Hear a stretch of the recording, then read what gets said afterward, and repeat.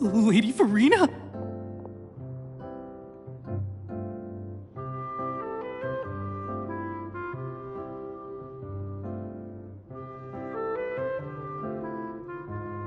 What's Lady Farina doing here? Hello all. Allow me to explain. As of today, Miss Farina will be supporting our production of The Little Oceanid in the role of artistic consultant. These two over here are the ones that made it possible. They kindly reached out to Miss Farina on our behalf. I'm sure they need no introduction. You bet! That was the trial of the century! You helped bring our director's murderer to justice. We can't thank you enough. Oh, please don't mention it. We're just here to join in on the fun. So, you were saying The Little Oceanid? Yeah, that's the name of our final show. It's an unfinished script left behind by our director. One of our greatest regrets is that she never got to complete it. So, if all us in that. Wait, but if it's not finished, then...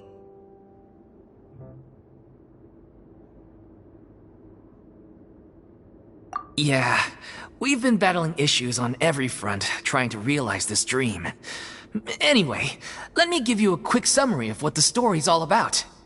The protagonist of the story is a young Oceanid who transforms herself into human form, despite the protests of her family. She longed to live just like any other human, and sure enough, she found friendship and even love. Everything seemed perfect. But one day, her true identity was exposed, and her world came crashing down around her. So far, so good. A classic tale. What happened after that? That's one of the issues we've been trying to deal with. Unfortunately, this was as far as the director got with her script. We need a proper ending so we can bring this musical to the stage. But people have different opinions on which direction to take it in. We still haven't decided between a happy ending or a true-to-life tragedy. By true to life, you mean the director's sudden disappearance? Yeah, like they say, truth is stranger than fiction. But then there's the question of whether we really want to use the stage to pass our raw pain onto the audience. Exactly. A lot of the time, people come to watch a show just hoping for some light entertainment. We have to consider their emotional stake in this, not just our own. And one last thing. We're still waiting on confirmation from two of our main actors. The first is Paulo, who plays the protagonist's lover. He's locked himself away to focus on writing an ending for the script. But the deadline's passed, and we still haven't heard from him. The other is Villemont, who plays the main antagonist. He took the director's death pretty hard. Hasn't set foot in the city since. He did write to us, promising that he'll be there for the final performance, but we haven't seen or heard from him since. So we're not really sure what to make of that. Huh. Although, now that we have Miss Farina helping us, maybe we should take the opportunity to get everyone back together. What opportunity? What do you mean? Maybe you're unaware, but your name has always been like a rallying cry for us. Our director was constantly singing your praises. All of us look up to you as a role model. Oh, stop! You're making me all flustered. Although, not in a bad way. I suspect the reason they're dragging their feet is that they have their doubts about whether the show will really go ahead, considering all the issues you've been facing. But one by one, all the obstacles are being removed. Now is the time to rally the troops. Makes sense. Okay, priority number 1, let's check in with Paulo and see where he's at with the ending. He went back to Poisson a few days ago. Said that staying in a friend's home might help him to relax and escape the feeling of isolation. I thought the last thing his friend would want right now would be to take visitors, given that Poisson was flooded not too long ago. But I guess it's the opposite. A friend in need and all that. Yeah, maybe he could use some company. Poisson.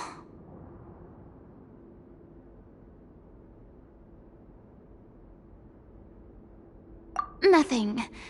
I suppose my presence will be indispensable if we are to restore his faith in the show. So, allons-y. To Poisson!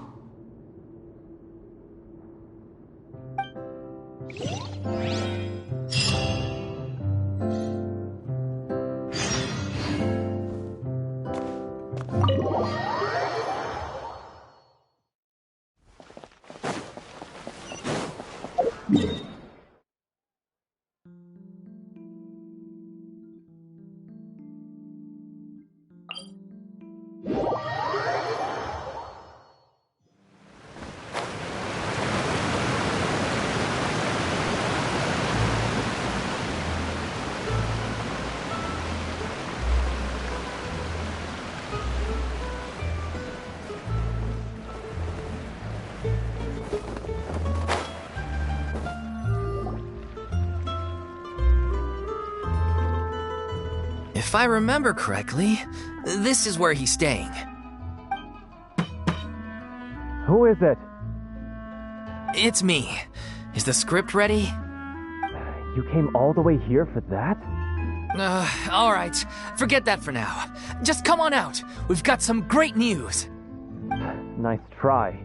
Look, just give me some time, okay? I'm just wrapping up this last part of the script. I'll be out once I'm done.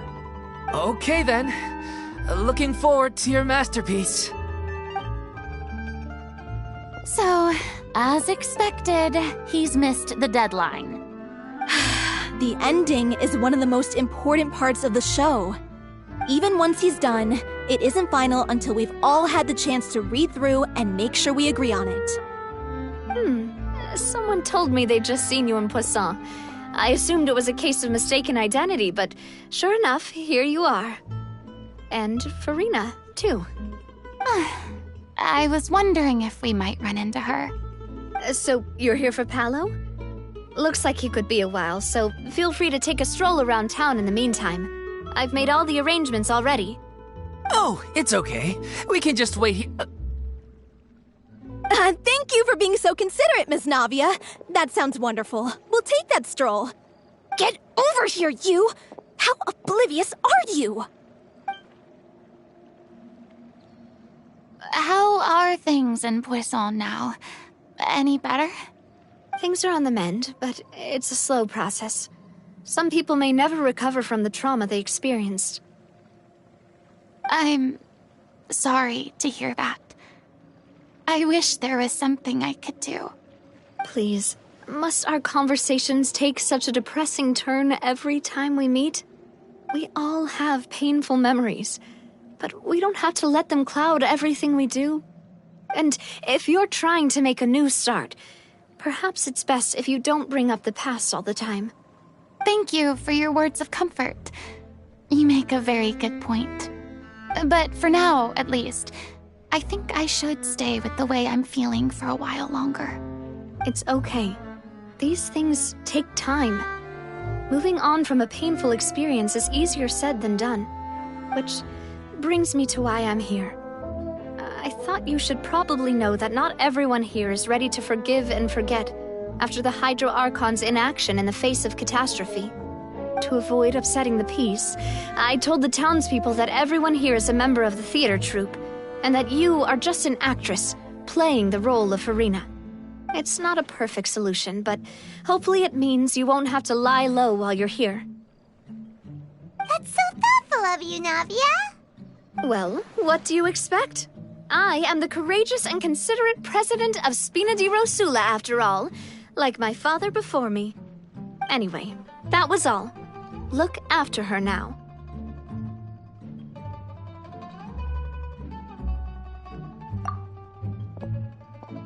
Off we go then. Let's take a look up there.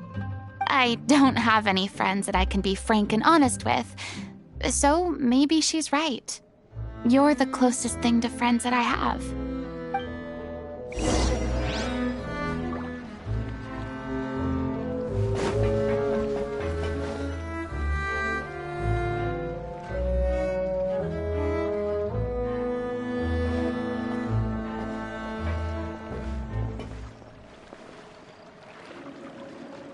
I'm so grateful that Miss Navia was so understanding.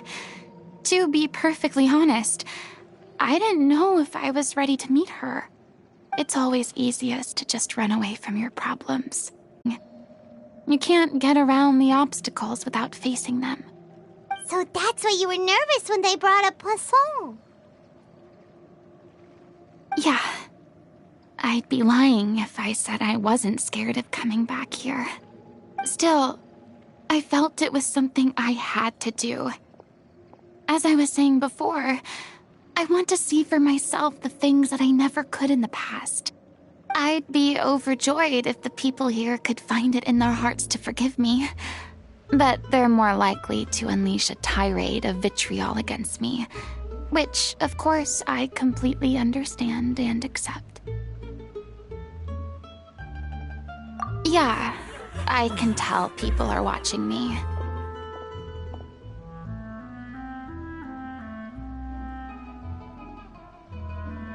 I'm sure some people here see the idea of someone coming to Poisson dressed as the Hydro Archon as extremely disrespectful.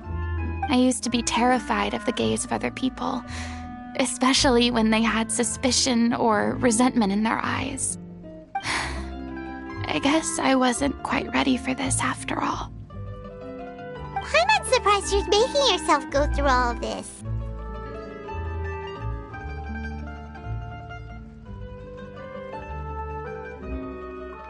I can't let myself see only the things I want to see. How would that make me any different from before? Look! There seems to be a crowd gathering over there. Probably time we made a move. How about we check out Spina di Rosula's ship? We should have a view of the whole of Poisson from there.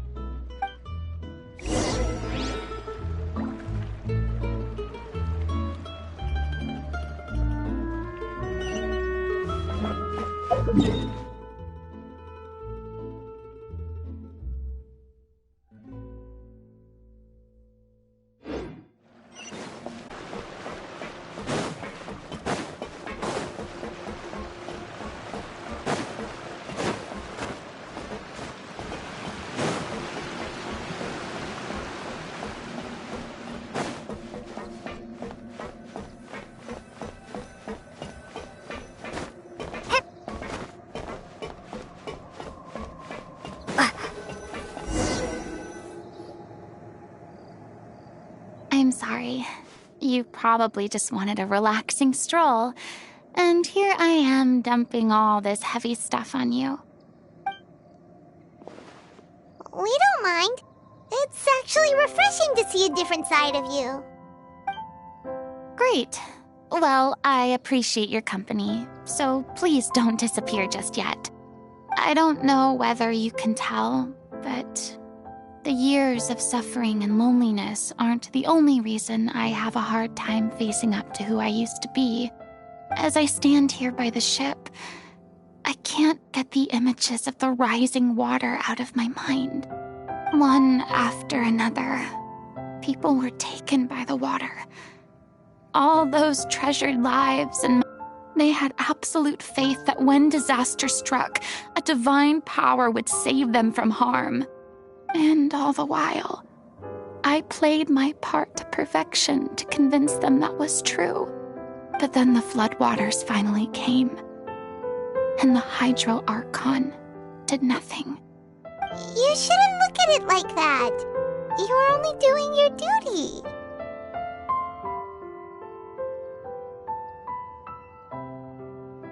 I've had to go through so many moments like that for the sake of protecting the truth.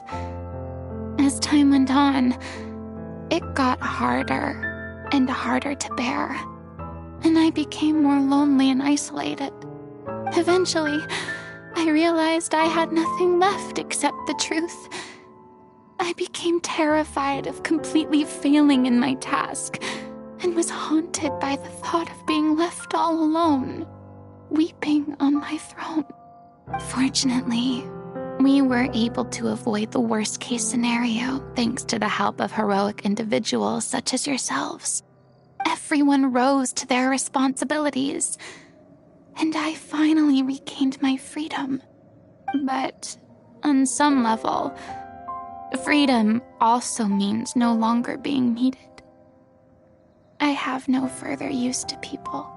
Paimon would have never imagined you'd see it that way.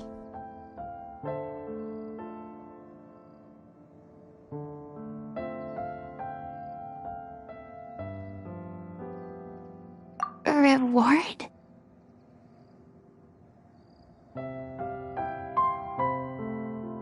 I guess so. Back then, I didn't even dare to dream about having someone to confide in. I was scared of someone recognizing me for who I truly was, and exposing the secret I swore to protect. Believe in the Farina you see on stage. She is the one you can trust. I had to keep all my feelings, all my curiosity about life to myself. No one could be allowed to know. That's what I really meant when I said I'm no good at maintaining relationships. So that's where you were coming from. Paimon totally thought you were just a bit of a diva at heart. Could you please get off my case? I don't know what's gotten into you today. I'm making an effort here. You could at least try to do the same.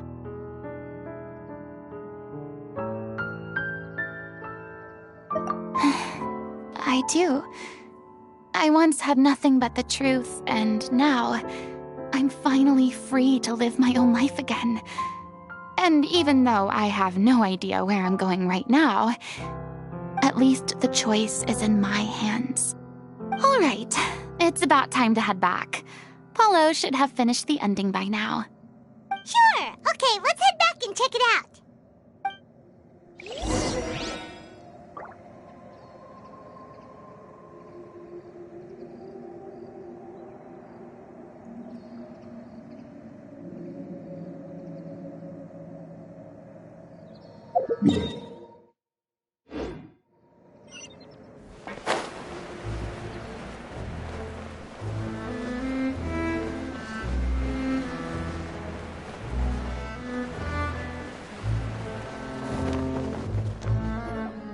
Didn't you say you needed to watch what you eat? You're supposed to be cutting down on fried foods, not wolfing down copious quantities of fish and chips, you know? Come on. It's not every day we get to dine at Spina di Rosula's expense. Can you believe how generous she is? I'm not about to pass on free food. Anyway, my character doesn't need to be slim and good-looking. That's your job. Are you kidding me right now? It's not your character's health I'm worried about, it's yours. I've spent my whole life battling the effects of ill health, and it kills me to watch you willingly ruin yours by filling yourself up with junk all the time. Oh no, looks like they're arguing again.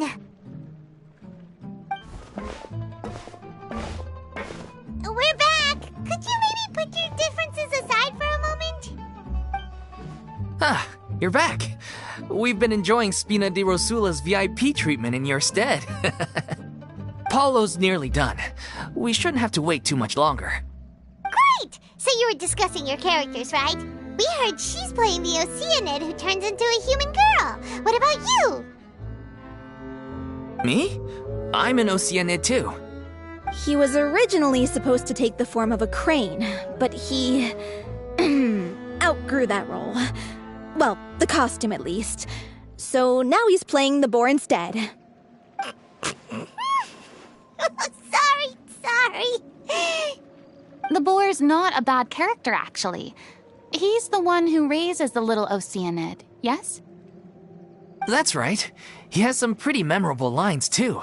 Like when he imparts some solemn words of wisdom to the little Oceanid.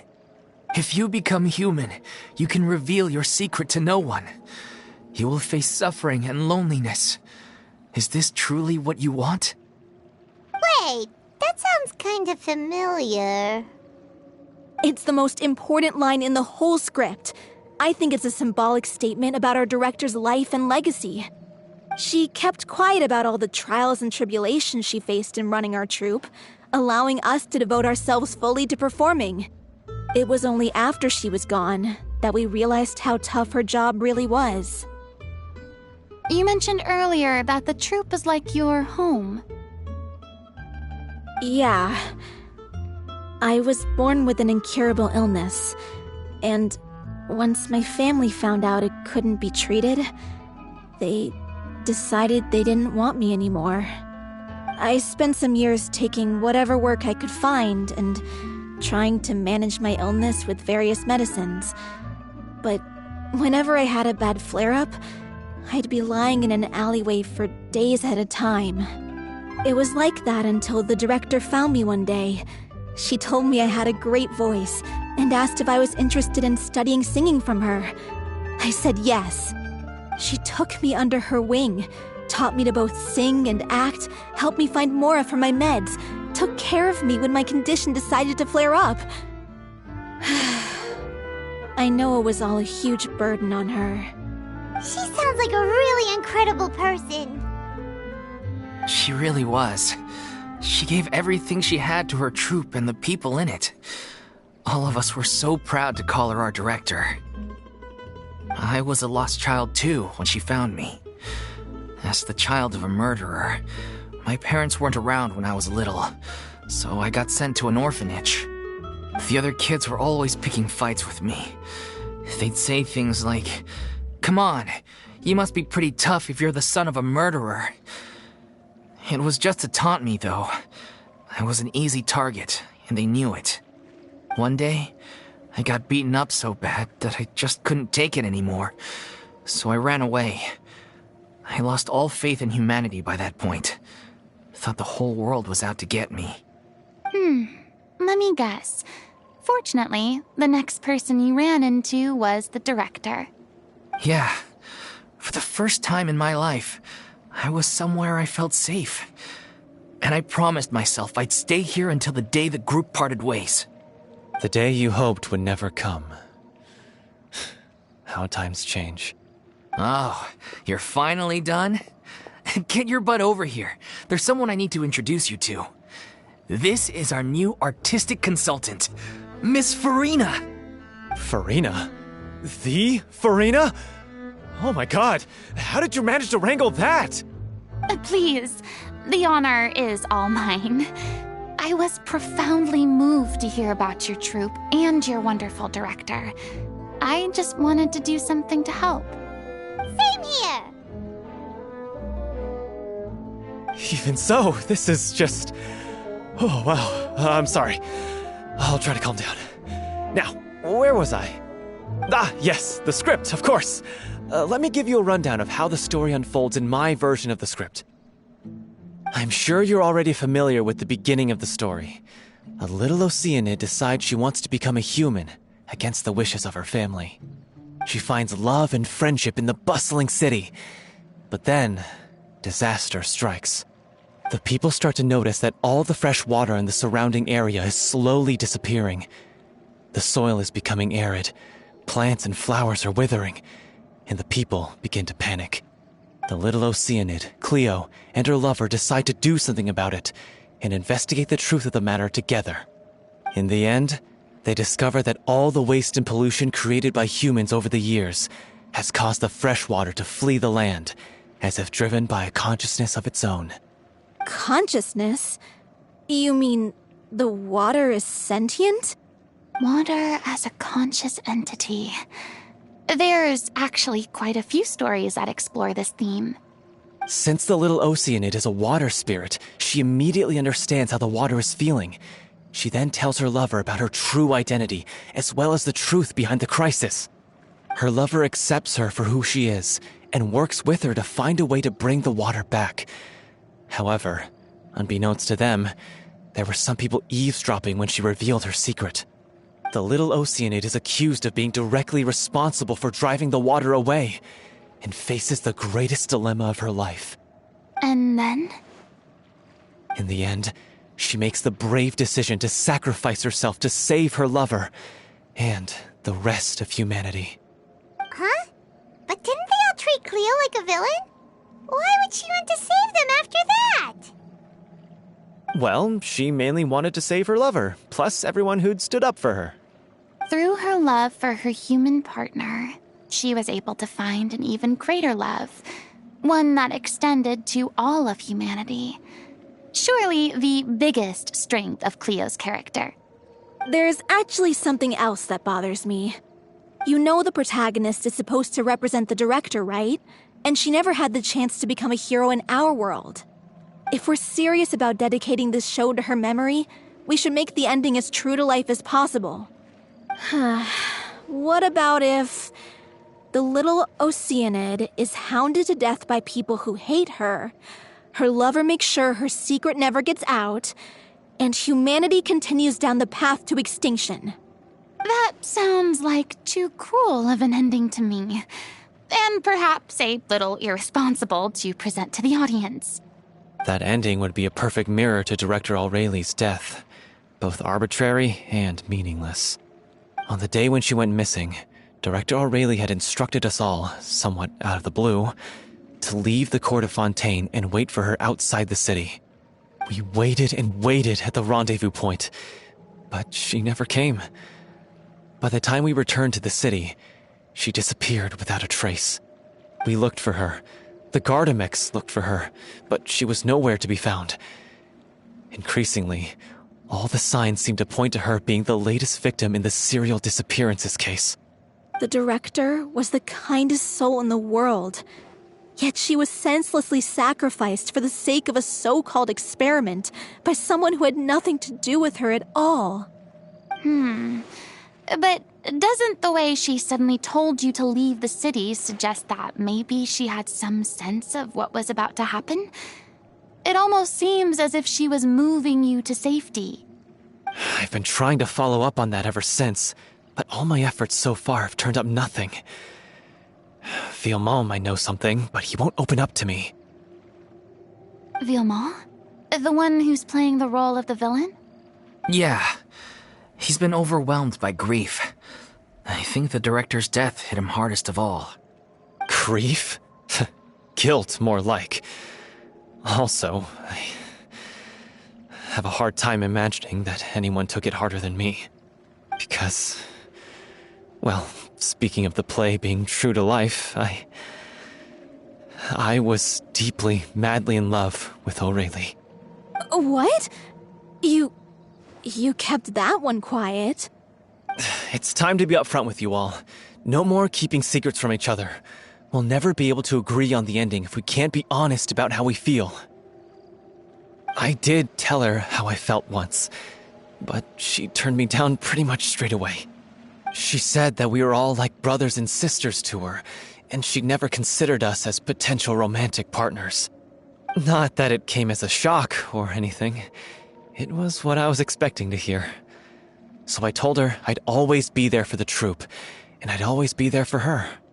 I said, maybe one day in the future, when everyone's settled into their own lives and on the up and up, and managing the troupe no longer required her constant attention, well, maybe then she could reconsider what she really wanted in her life. And now, that day will never come. Oh, Paulo. So if I'm the one writing this ending, then I'm gonna make sure it does right by Aurelie. I won't let anyone get in the way of that. In that case, you have to straighten things out with Villemont once and for all, face to face.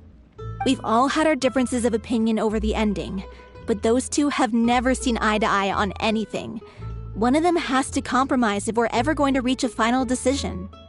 Well, if that's where we're at, looks like it's time to go visit Vilmo. Are you ready to face the truth? Honestly, I'm slightly terrified. But for the sake of our final performance, I'll do whatever it takes. Funny you should ask, though. You really do get what I'm going through right now. I certainly do. Come on, everyone. Allons-y!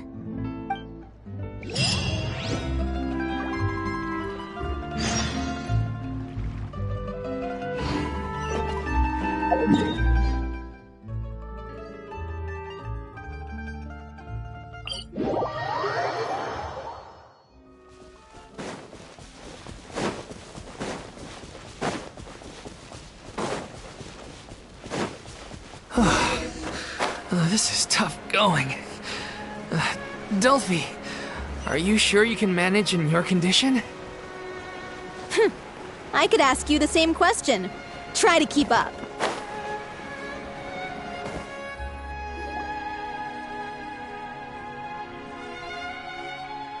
As if this journey wasn't tough enough already without a roadblock. Don't worry. We should all be fine with the traveler here.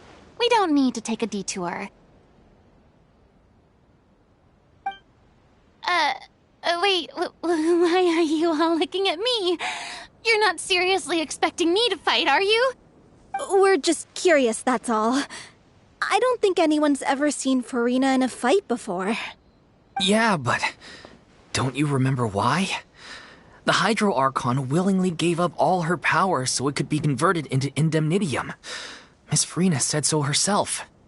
Precisely! And I'm not even the Hydro Archon anymore, so all my power is gone anyway. As much as it pains me, unfortunately, I should just stay put. I'm more like a damsel in distress more than anything. That sounded so smug. Ugh, secondhand embarrassment is unbearable.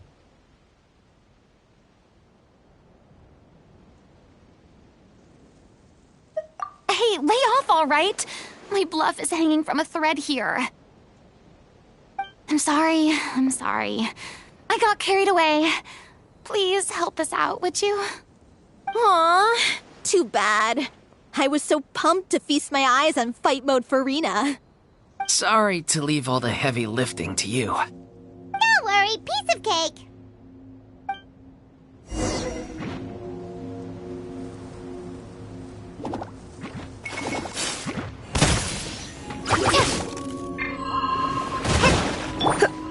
No one escapes my...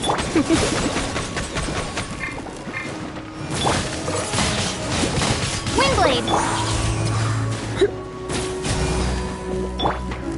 Prepare to be blown away!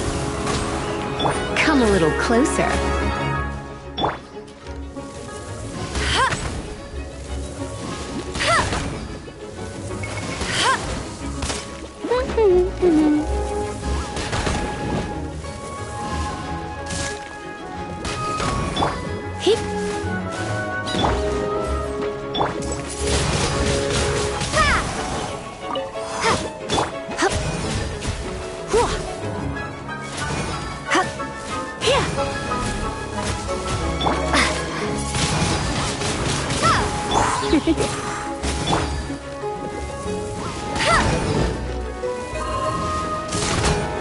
Go, Baron Buddy!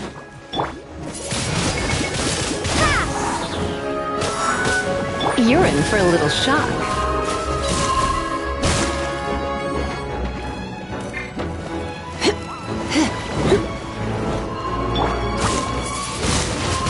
Windblade!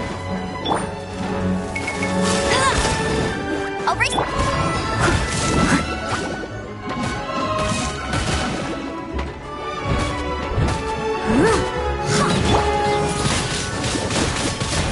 No escape! Try not to enjoy this.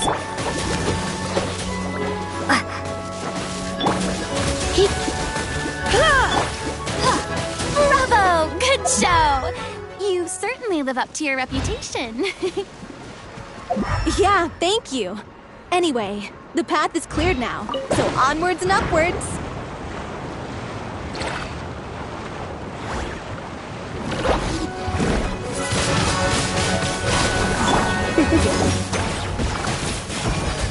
Urine. Be gone! As a good knight should.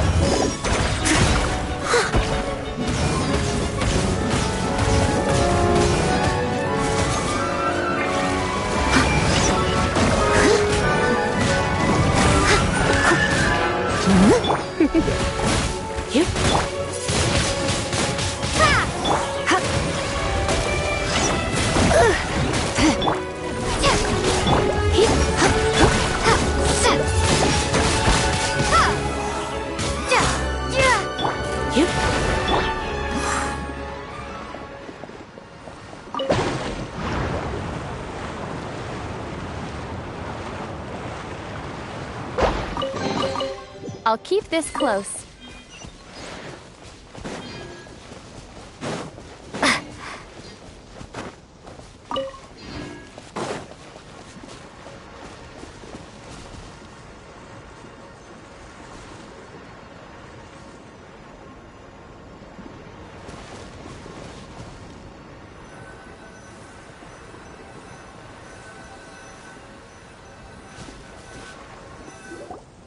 Vilma, are you there? Huh? Oh, it's you guys. Wait, what's Lady Farina doing here? I can explain. We've been rounding up the whole troop. We now have everyone except you. So, you think knowing the truth about the director's disappearance will help you write an ending to the script that pleases everyone? I care just as much as everyone else about making the Little Oceanid a success. That's why I wanted to wait until after the show. If I open this can of worms now, I just don't want to make things difficult between us. We're supposed to be a unit when we're on stage. Vilma, avoiding the truth will not help anyone. Unless you mean to suggest that Aurelie's death had something to do with you. I don't want to talk about it. Listen, Vilma. I used to think that my love for Aurelie was a point of shame. I never brought it up to anyone. But now, I've made up my mind to put it all on the table. I'm prepared to face everything, to sacrifice everything for the sake of the show. The Little Oceanid cannot be complete unless we do justice to Aurelie on an emotional level. This is why people think of you as not being the smart one.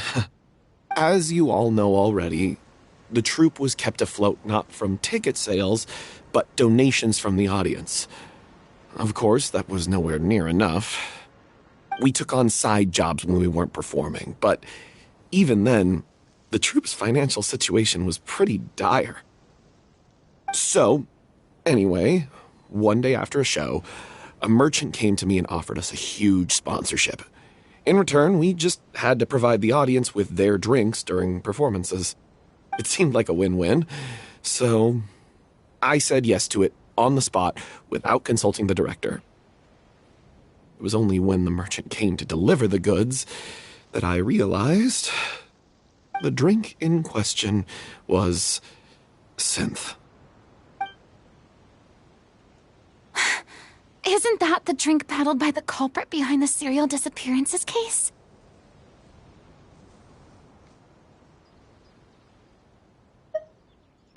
I freaked out when I saw the boxes. And I told the director everything right away. She was completely shocked as well.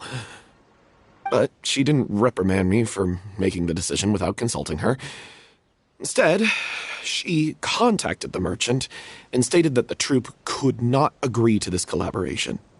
The merchant was furious, berated us for going back on our word, and threatened to sue us for damages. The amount was astronomical. There was no way we'd be able to pay. And then? I was going to sort it on my own, but the director stopped me. She said that this was an issue for the whole troupe and it wasn't my fault.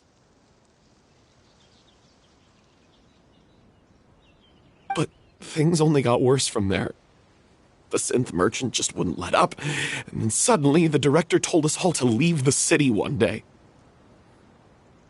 I knew then that things must have reached a boiling point. I admit this whole thing was my mistake. I didn't dare to tell any of you the truth back then, and after the director disappeared, I was even more afraid to say anything.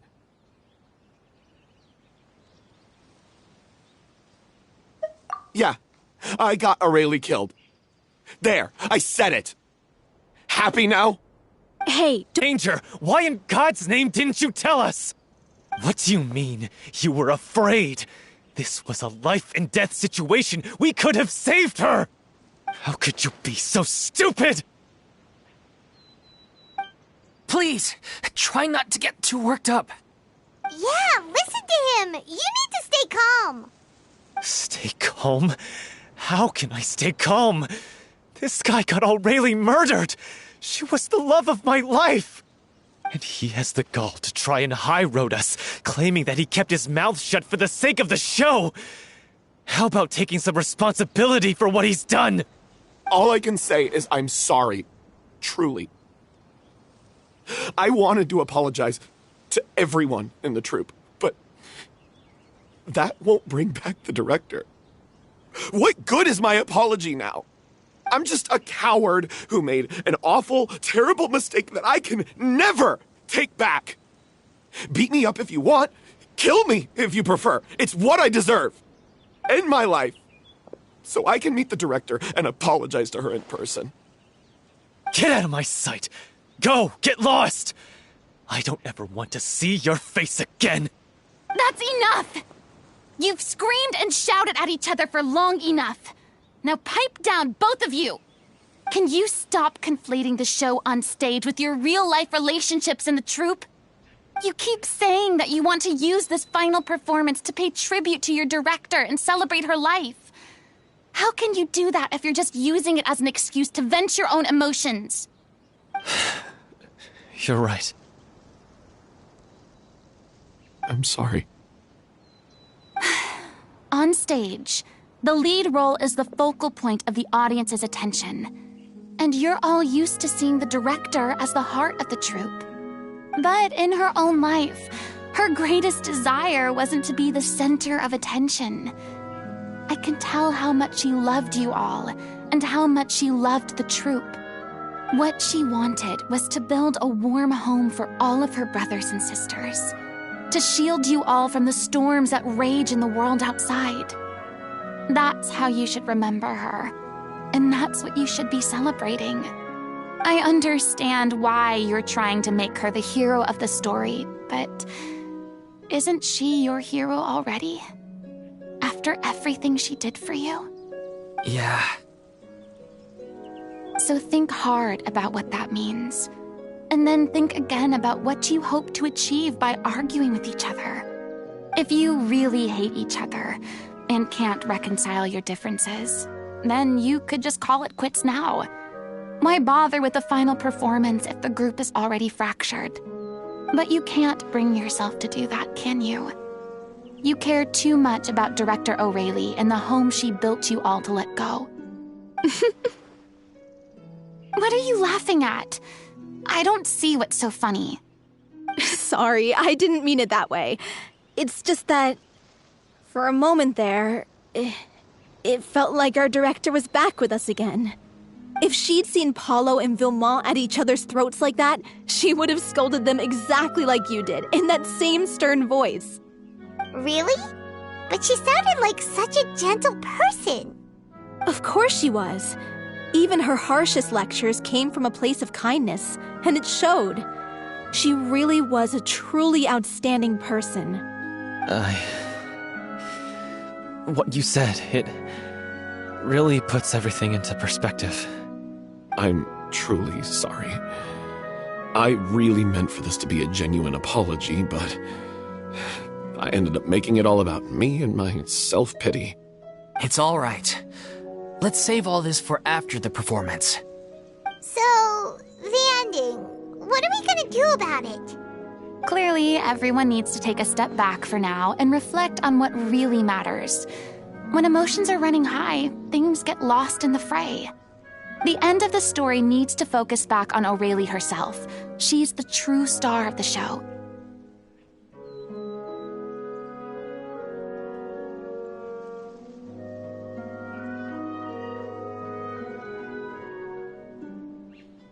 What do you mean? The Traveler is right. You once investigated that underwater synth base and recovered items belonging to the victims. If you could find anything that Aurelie left behind, perhaps we can get a better sense of what she went through in her final days. You really think that's possible?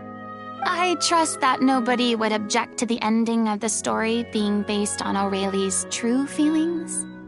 No. Well, we'll leave this in your capable hands. Come, let's pay a visit to the Palais Mermonia.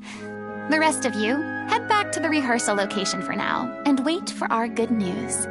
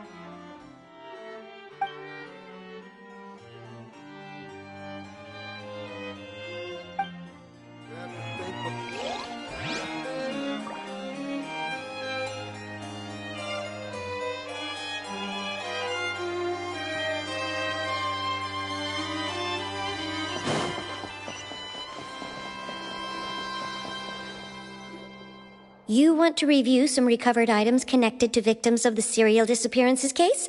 But, that case has been closed for quite a while now. Still, since you were the ones who discovered and submitted the evidence in the first place, you don't actually have to submit an application. Okay, please hold on. I'll have someone dig them out.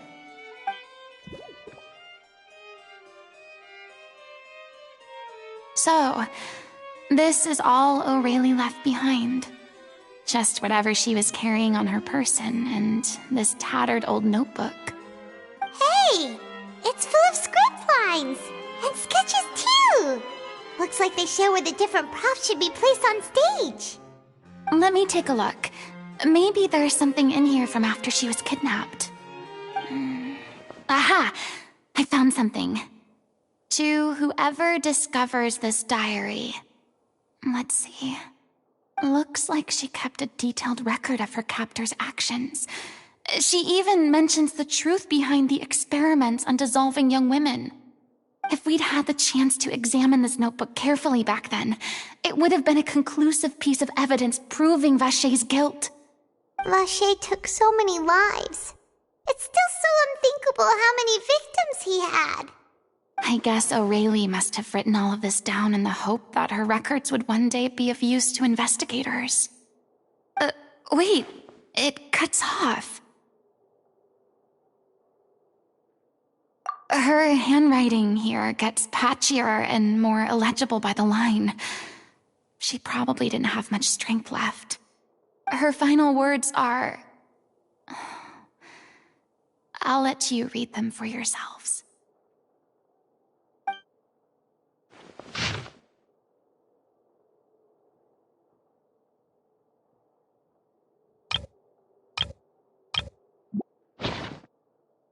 She was so terrified.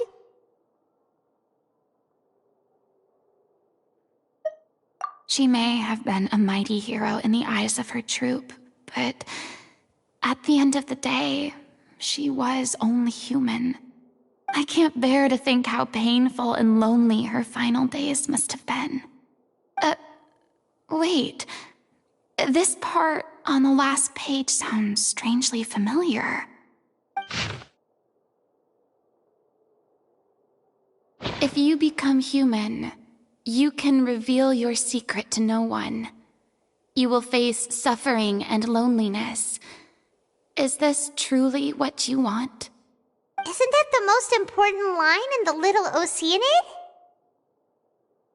Because I am an older sister to them. Oh. So she didn't regret her decision, even as she sat in silence, waiting for death to come. I'm sure this is what the troupe would have hoped to hear as well. She had their utmost trust, admiration, and love, and she truly deserved it. Let's go. It's time for them to learn Director O'Reilly's final thoughts.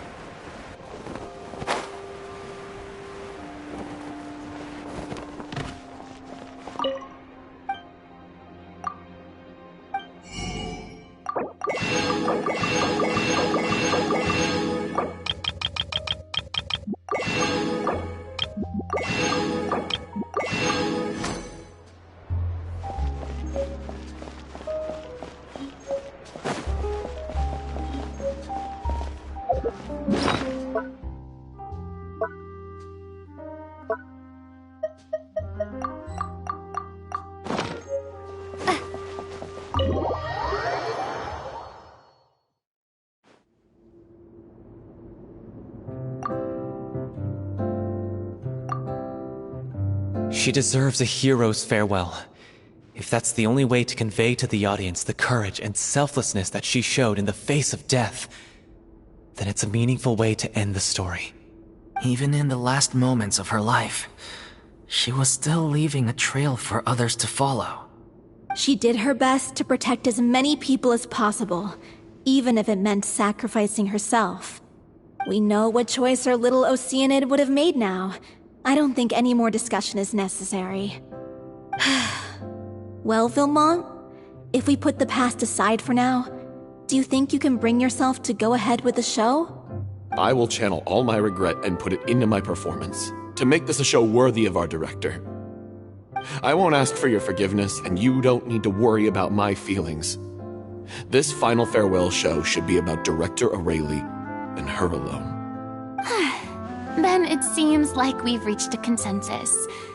I have a feeling that this will turn out to be the most mesmerizing performance of your lives. Really? How can you be so sure when you've never even seen them perform before? If you want to move the audience with your music, you must fully commit and immerse yourself in your role, pouring all your emotion into your performance. And aren't human emotions, love, hate, regret, and hope, just the most mesmerizing things in this world? I don't believe anybody could be more committed to bringing this story to life on the stage than they are now. Thank you for the vote of confidence, Miss Farina. And thank you for supporting us through all this. Then, let's not delay things any longer. We need to discuss the details of the ending and get it nailed down once and for all.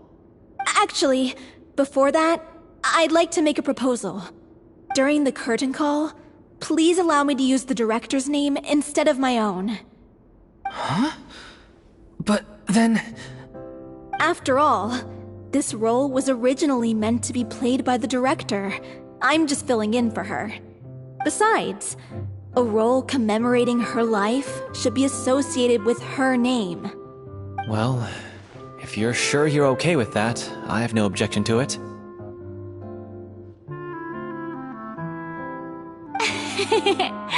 Now we're talking like a serious acting troupe. All right, I'll leave you to fine-tune your musical while I go and procure a stage. Procure a stage? Oh, it's okay. Our usual place doesn't need a reservation. That place? Oh, don't be silly. For an extraordinary show, we need an extraordinary stage. By which I, of course, mean the Opera Epiclese. Whoa, wait, what? No. That's never going to work. It's far too fancy for the likes of us. What are you afraid of?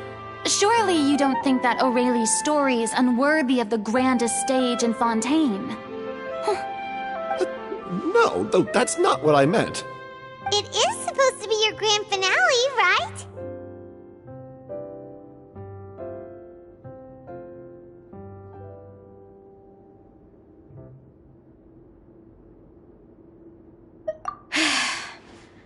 I have no problem with it then.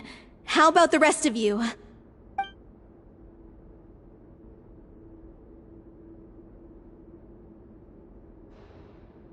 I'll take your silence as a yes. Thank you for giving us this opportunity. It really is a dream come true. Well, then don't disappoint me. If you mess this up, it'll reflect poorly on me too. Come on, we'll need to get the go-ahead from Nerilette. I know just where to find him.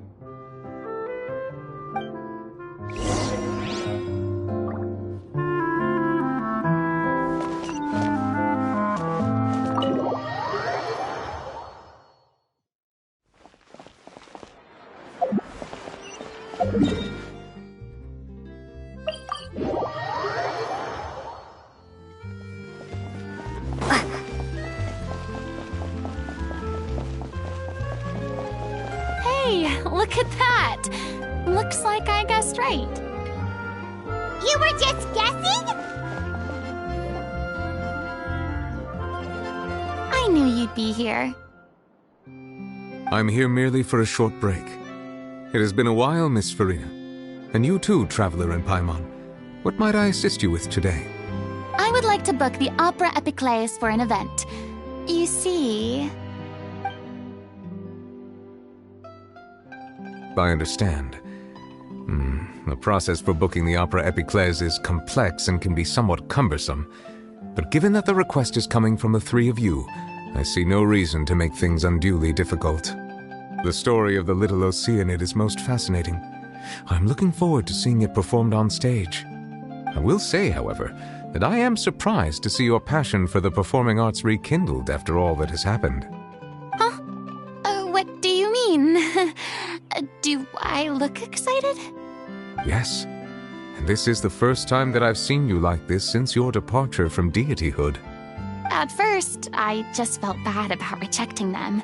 So I wanted to learn a little bit more about their situation. But one thing led to another, and... well, here we are. In the past, we sat in our high chairs in the court, giving our opinions on isolated cases, all while knowing very little about the human stories behind each and every one. Maybe it's because I finally become an ordinary person and gained my freedom, but I've developed a great sense of curiosity about their lives. I'm truly delighted to see you find a new lease on life. Now that you've regained some confidence, have you had any thoughts regarding a return to the stage? Why would you suddenly ask a question like that? Well, if the Little Oceanid turns out to be a great success, it will no doubt become a classic. Many theater companies are certain to add it to their repertoire. The experiences and decisions of the protagonist, Cleo, are all modeled after your own. Naturally, this makes you eminently suited to playing the leading role. It would truly be a shame if you did not take this opportunity to allow audiences to enjoy your outstanding acting talents once more. Haven't I already made myself clear? I won't act or perform in any role ever again. No exceptions. Nor do I think it is any great shame. There is no lack of fine actors or inspirational stories, either on or off the stage. This experience is a case in point. I feel like I've learned a lot, and it has already been well worth the price of admission. I must admit, though, I'm a little envious. They're quite fortunate to be able to bid farewell to their past in such a magnificent manner. I see. Well, I'm glad to learn that you have found a role to play that you enjoy, be it on the stage or not. I sincerely hope the show will serve as the grandest of finales. I will have my staff book the date and mail the relevant paperwork to the troupe once the details are confirmed. Thanks, Nervalette. You are very welcome.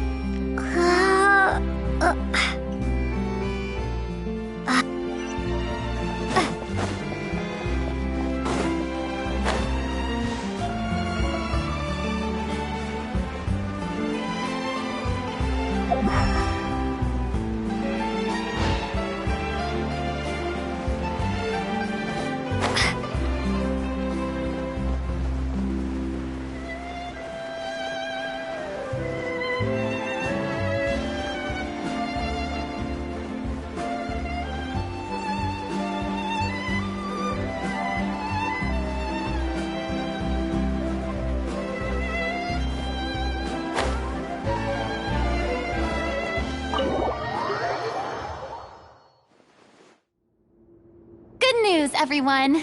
It's done. The Opera Epiclese is booked. Thanks to my eloquent and impassioned speech, Monsieur Neuvillette was moved to provide us with a fitting stage for this special performance. We've had to fight every step of the way for this opportunity, but we now have all of the ingredients necessary to stage a truly spectacular performance. A touching story, a magnificent venue, and last but not least, a passionate and dedicated cast.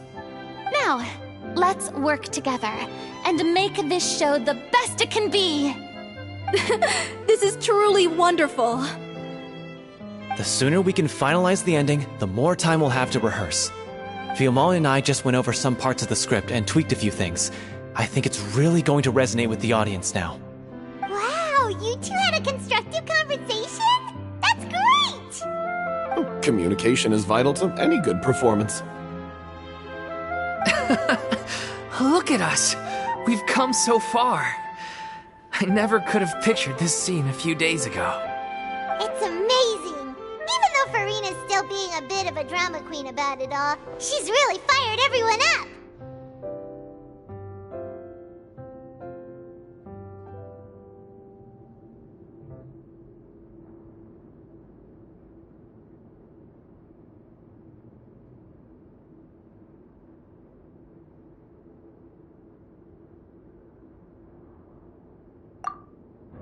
Please feel free to give us any comments or suggestions you have. We really value your input. Hey, Loic, get over here. Time to practice the opening number.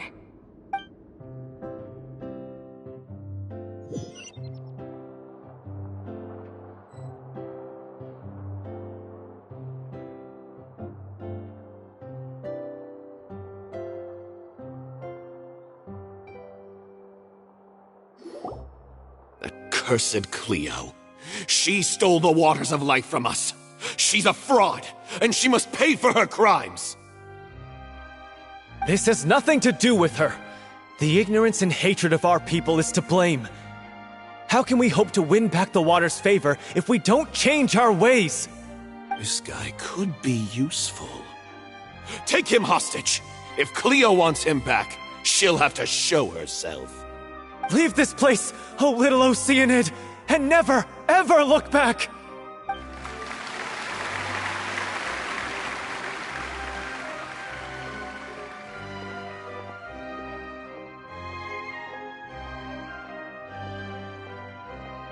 Everyone's really throwing themselves into their roles.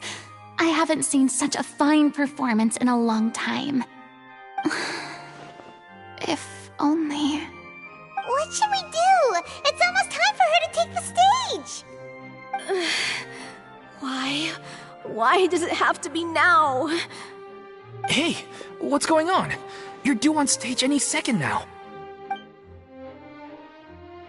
Oh no, not again. But why? What about your new meds? Did they stop working? They've been getting less and less effective over time. I've had to keep increasing my dose. What? I thought they cure it.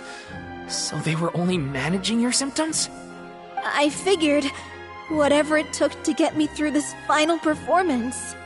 How could you do this to yourself? And after that lecture you gave me about not looking after my health. I'm sorry. I've let everyone down.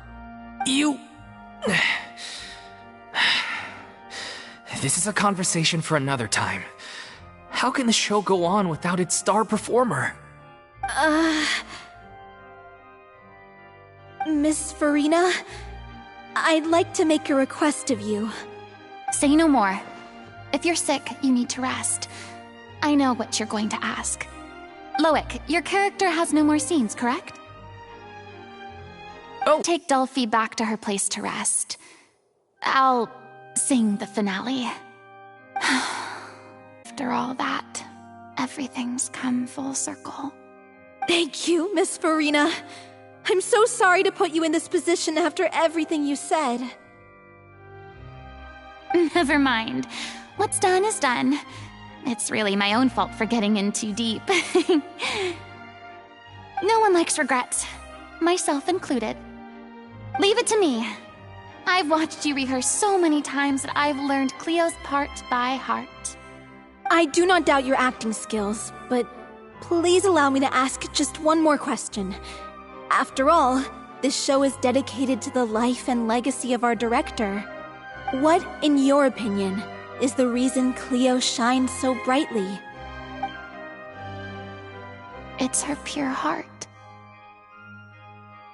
Despite all the pain and loneliness she had to endure, she never once stopped believing in the beauty in this world. Well said. I leave Director O'Reilly in your hands.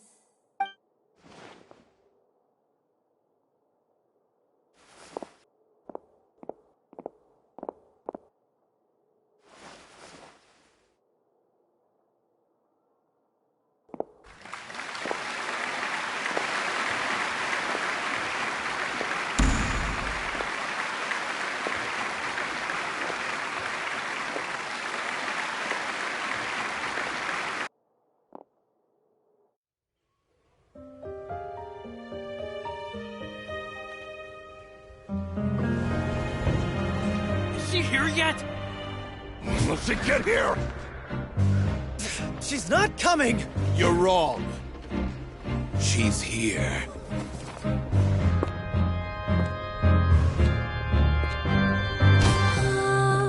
Si je pouvais vivre dans l'eau, le monde serait-il plus beau? Me pardonneras-tu, ô chère mère?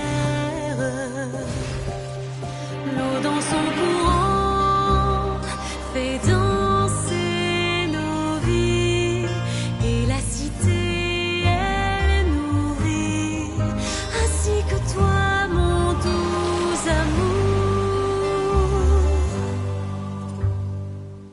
But what about your wish? My wish.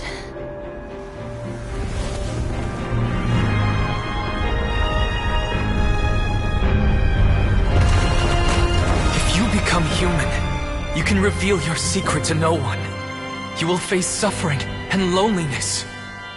Is this truly what you want? Le grand amour ne suffit pas, seul un adieu fleurira. C'est notre histoire de vie, douce et amère. Moi, je serai toujours là, à voir le monde et s'inventer, et ça ne changera jamais, jamais.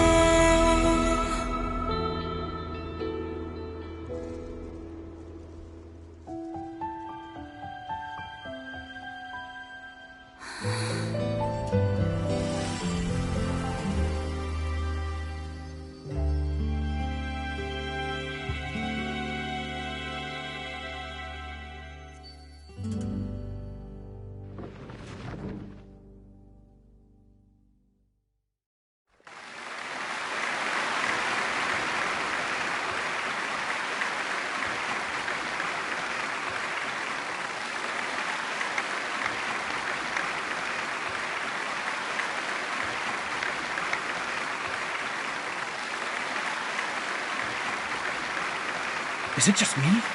Or was that Lady Farina on the stage just now? She hasn't been seen for a while now, and she just appears out of nowhere? Gotta say, though, her acting skills are as superb as ever. The Little Oceanid, Cleo, played by Aurélie Fumont.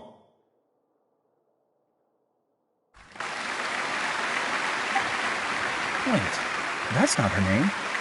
What's going on? I don't know, maybe it's just a doppelganger. I've spent a lot of time out of the spotlight, and they didn't use my name during the curtain call either. Hopefully, not too many people recognized me. It's too bad that I had to break the one clear rule I'd managed to make for myself, even if I had no choice. Still, I have to admit that, despite everything, It felt good to be back on the stage again. Finally, we would like to give a special thanks to our artistic consultant and event coordinator, Miss Farina. Hey, that's not what we agreed on. Oh, so it was Farina after all. She's back. Honestly, what is he doing? He should have run that by me first. All right, calm down. Don't be mad. This was a group decision. We just didn't want your contributions to go unacknowledged. After all, it's been the rule in Fontaine since ancient times that everyone's work, visible or invisible, is equally deserving of recognition. Yes, I know the rule, but it should still be applied on a case-by-case basis. I wasn't ready for this yet. It's no big deal. What's the worst that could happen?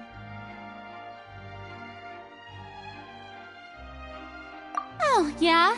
Well, since you think it's so easy, you can sign them for me. This is a great chat and all, but can we talk about that crazy thing that happened during the show? It nearly gave Paimon a heart attack. Paimon flew over to where she was supposed to be and was about to drop the prop vision, and then suddenly, a real one popped out of thin air! Oh, that. I've got no idea what happened there either. But hey, it worked pretty well, didn't it? I'll bet the audience has never seen such a realistic prop. Wait, what about Dolphy? I wonder how she's doing. Let's go check on her as soon as we finish clearing the stage. Yes. Plus, she'll definitely want to hear how the end of the show went. If nothing else, we can safely say that we accomplished what we set out to do.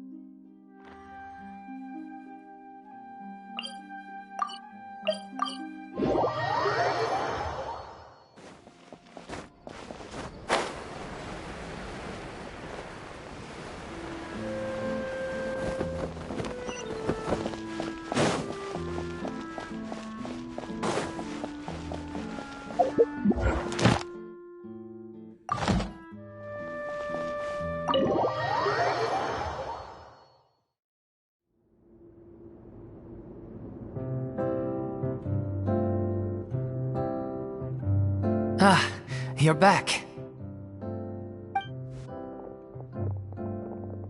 She's doing okay. Her condition stabilized after taking some of her original medication. From experience, though, I'd say she still needs a few more days of rest. How did the performance go? Was it a success? Did the audience like it? You'll be glad to know it was fantastic! Also, you're not gonna believe what happened while Farina was on the stage. You'll probably be able to read all about it in the Steambird first thing tomorrow morning. That's wonderful. I'm so sorry I failed to see it through to the end. I guess I was wrong to try and tough it out to begin with. No, don't worry about it. Like they told me after announcing my name during the curtain call, everyone's work deserves recognition. Even though you couldn't see it through to the final scene, the audience was very impressed by your performance. It's safe to say that you made your mark on this memorial show. Well, one way or another, we did it. I've had bad luck ever since I was born, so I never expect things to go smoothly in life. I'm just happy to know that we went out on a high note. That's all that matters. Blaming your bad luck again, are we? Maybe if you didn't push yourself past your limits so much, your illness wouldn't be flaring up all the time. Oh, don't you start. I don't have the energy to argue with you right now. Aw, you two clearly care a lot about each other. I don't know what you're talking about. You mean we never stop arguing with each other?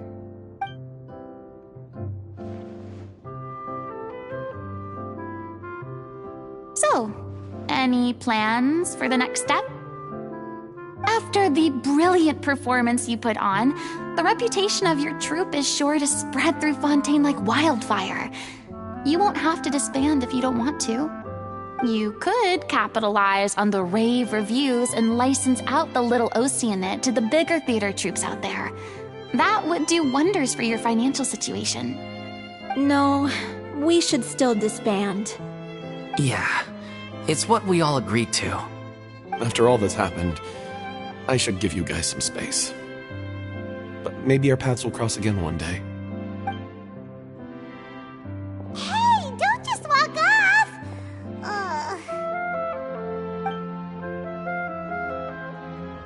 I still want to keep performing, so I might join another troupe. After watching Miss Farina's performance, I think I'm starting to understand our director's infatuation with musicals. You should do it. It suits you. I'd originally hoped to keep performing too, but I don't know if my health will allow me to. Oh, so now you finally got your priorities in order. I guess I'll hold off until you've properly recovered as well. What about you, Miss Farina? Any future plans? Well, frankly, I think a return to obscurity is no longer an option for me. I'm sure a slew of consultancy requests will hound me wherever I go, until I finally acquiesce. You rather sealed my fate there with your special thanks at the end of the show. Sorry. It's quite all right. No need to apologize. What I meant to say is that this whole experience has shown me that perhaps I'm not as averse to a return to the stage as I'd previously imagined. Maybe Nervillette was right. Maybe Cleo is the right role for me. I still don't wish to pretend to be someone else, but I do have a desire to express myself. So, maybe the show will go on for me after all.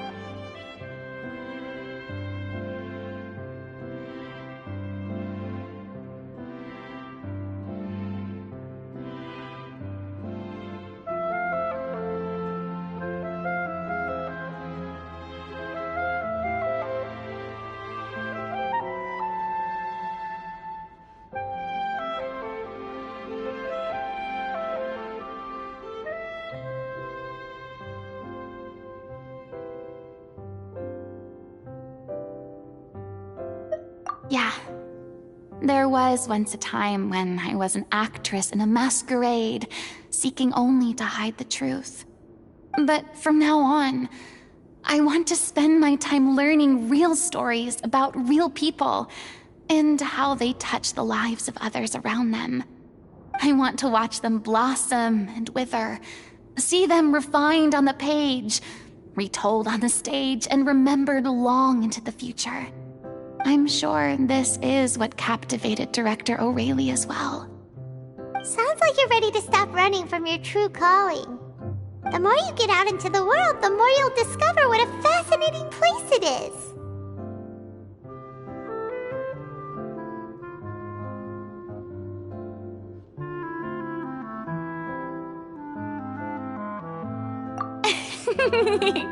Then it's a deal. If a vision is a gift from the gods, then I should do my best to honor it.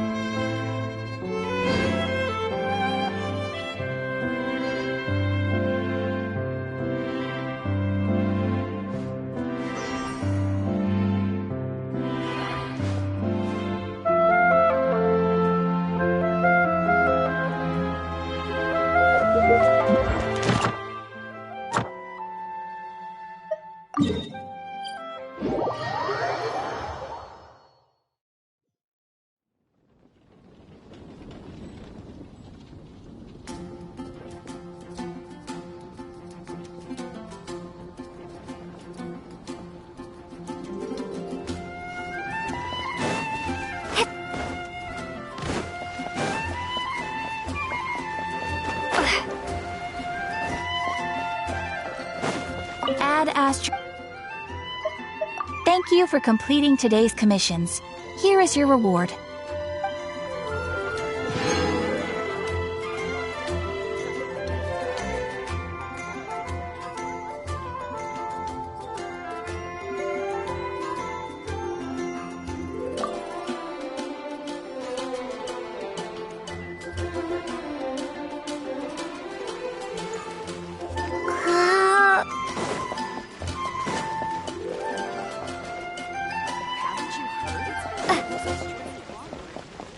Ancient alchemy truly is.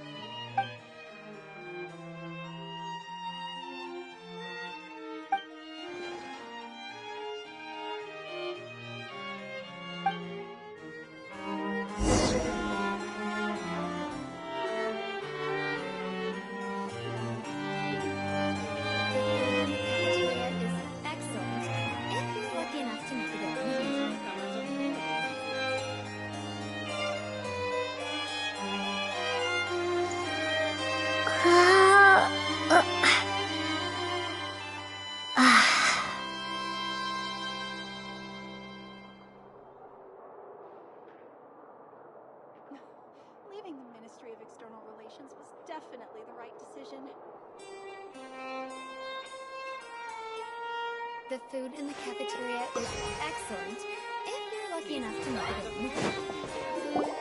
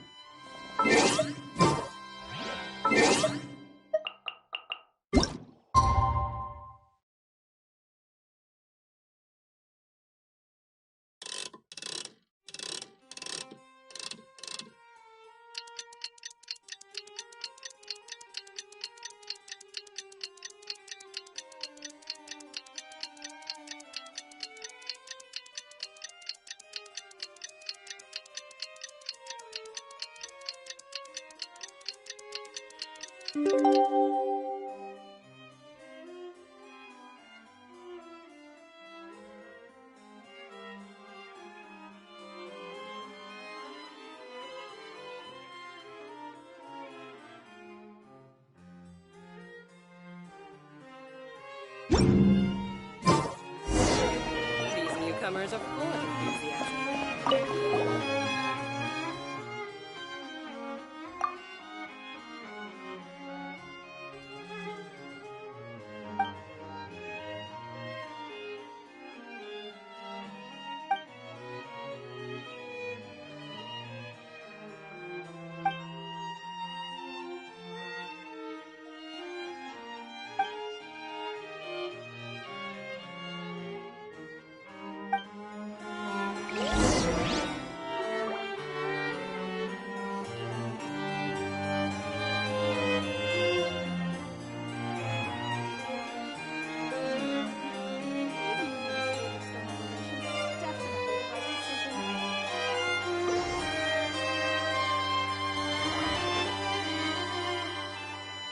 These newcomers are full of enthusiasm. If you're lucky enough to fit in.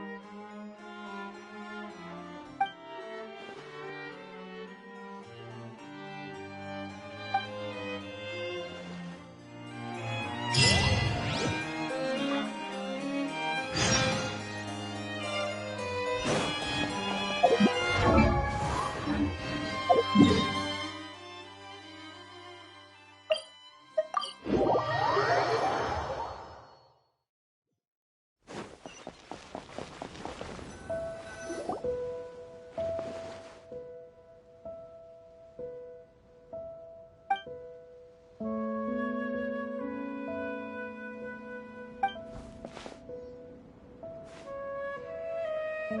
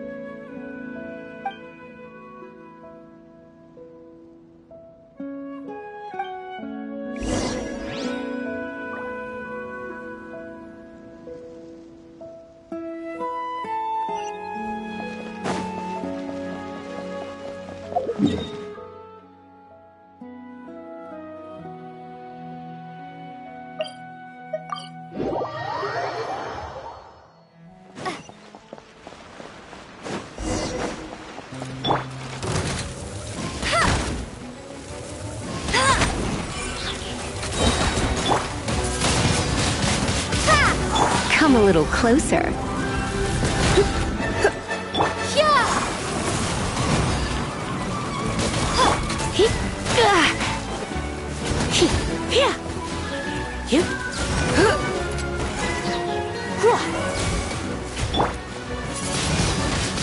Windblade!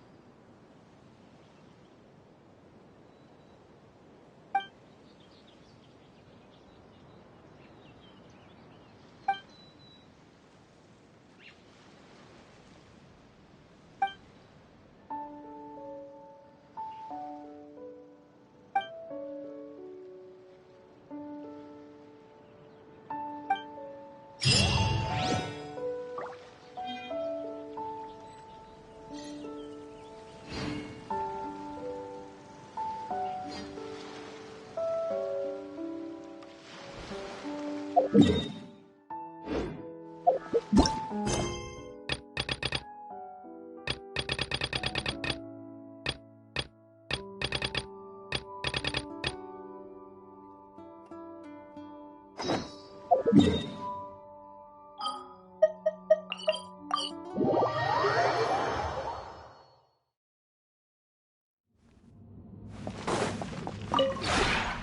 you care to sit down?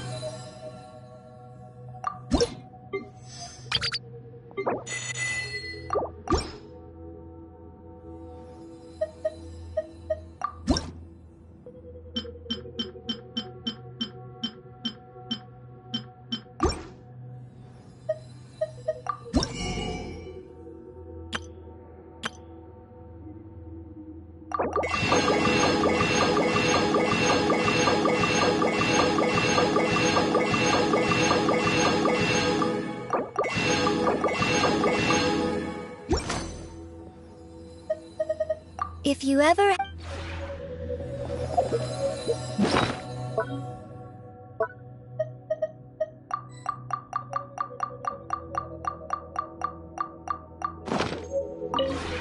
Would you care to sit down and join me for...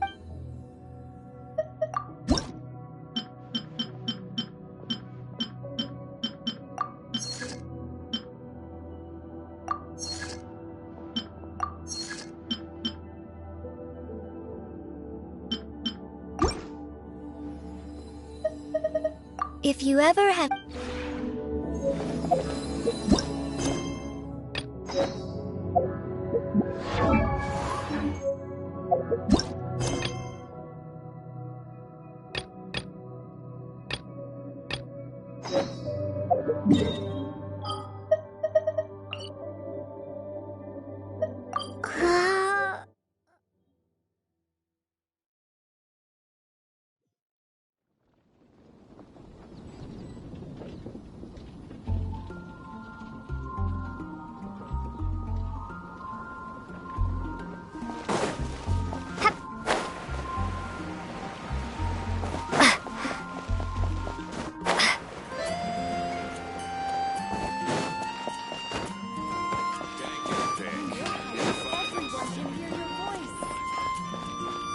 Ad Astra Abyssosk. Welcome to the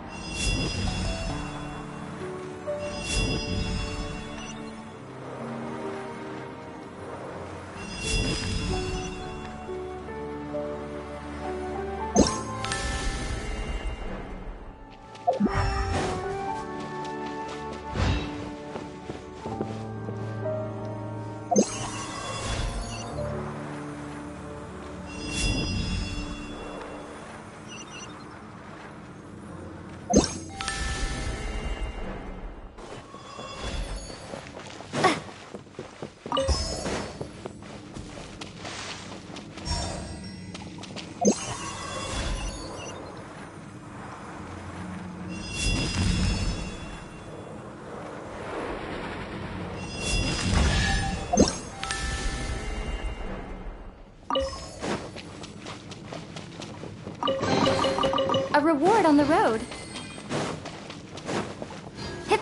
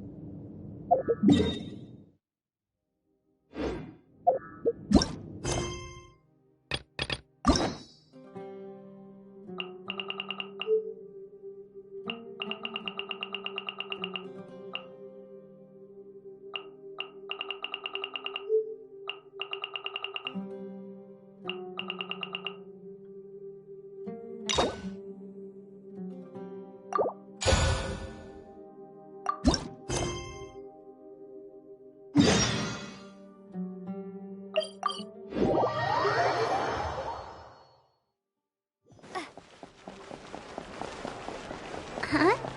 Do you also see Navia and Clorand over there? They look like they might have run into some kind of trouble. Let's go check out what's going on!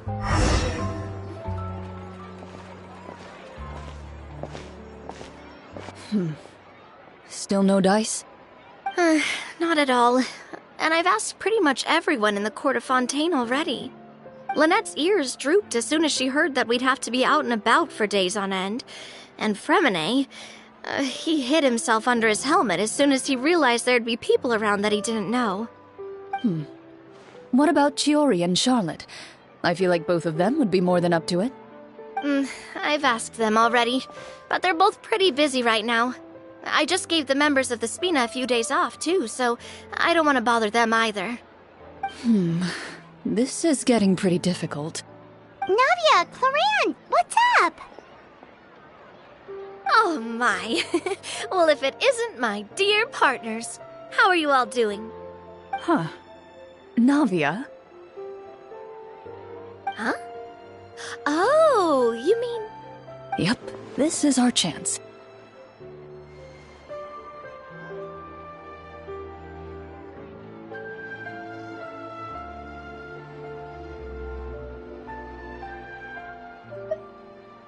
Do you need our help with something? Oh, precisely. My dear partners, we've got a huge problem right now that only you can solve. Whoa, for real? Absolutely. We've already exhausted all our other options.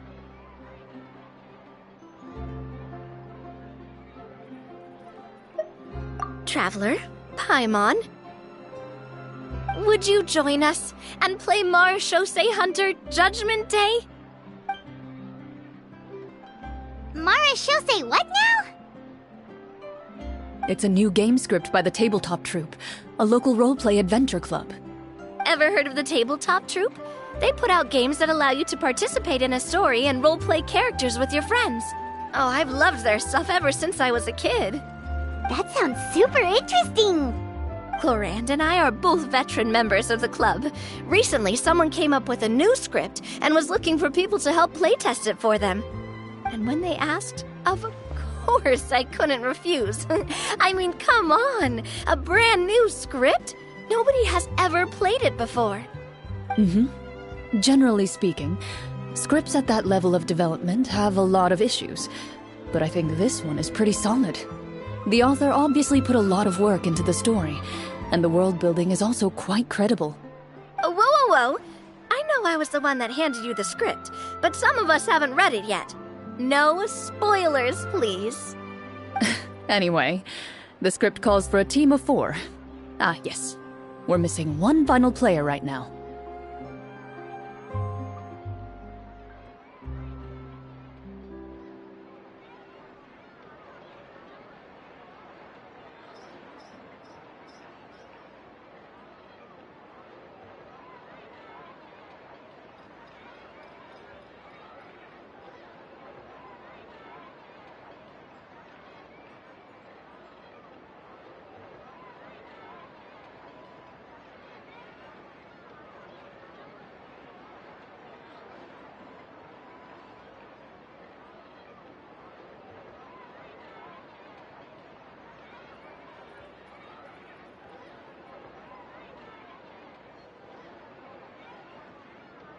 So, you're saying you'll help us out?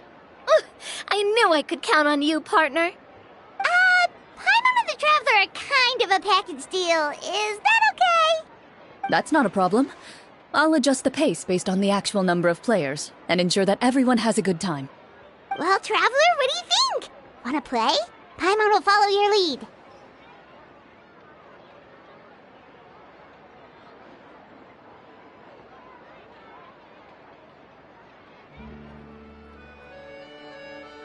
Well, that solves our problem. You have our thanks. Woohoo! I'll go grab the script manager from the club right away. The script manager? Didn't you just say that you gave Claran the script? The club introduced a completely new kind of gameplay for the script. In this iteration, the Game Master's version of the script is incomplete. The script manager provides the next part of the script only after players have completed the current list of objectives. On top of that, in order to increase player immersion, the club has created some of the story's sets and scenes in real life. We'll only know where we should go once the script manager reveals the starting location. Wow, you're right! Whoever wrote this script really did put in a lot of work. And it's got a real healthy amount of suspense, right? I mean, even the GM doesn't know how the story will end.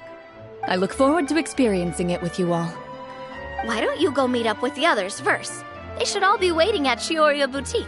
I'll come over with the script manager as soon as I find them. Sounds good. Remember to always watch where you're going, and don't rush. You say that like I'm 6 years old or something. Let me think. What kind of character should I play this time? I just hope you'll pick up some useful skills this time. Oh, and stop trying to persuade every animal you come across.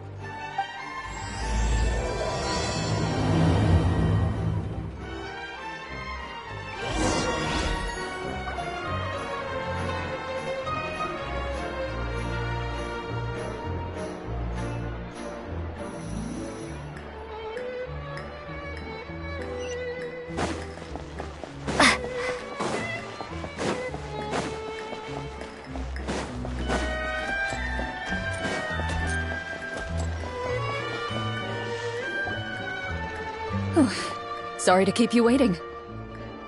You're back! Huh? And you've got the Traveler and Paimon with you, too! What a pleasant surprise. I assume you'll be joining us for the game, then? Linny, Farina! Paimon didn't know you were playing, too! Are you also members of the tabletop troupe?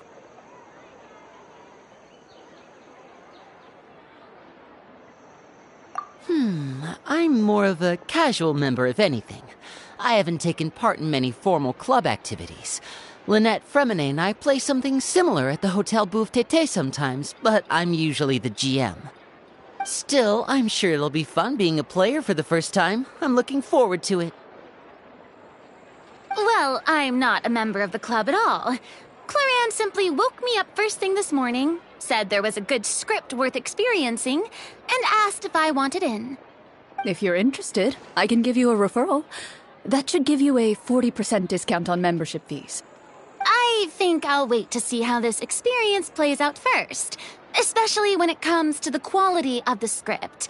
If it's sufficiently fun, then I'll join. Do you participate in a lot of tabletop troupe activities, Claran? You could say that. She's actually one of the few senior game masters of the troupe. Right. I knew about that even when she was still my subordinate. It's nothing. Really, just a small hobby of mine. Wow. Paimon's so used to seeing you be all upstanding and intimidating as the champion duelist. It's kind of hard to imagine you role-playing with a bunch of friends. Surely you jest. I would never intentionally make things difficult for my players. I maintain a clear boundary between my professional and personal lives. The me you see at court represents the law and order of Fontaine. I put all personal feelings to the side and grant a fair duel to all who seek to defend their honor. But in my personal life, I'm just an ordinary person. Someone who feels anger and sadness, just like everyone else.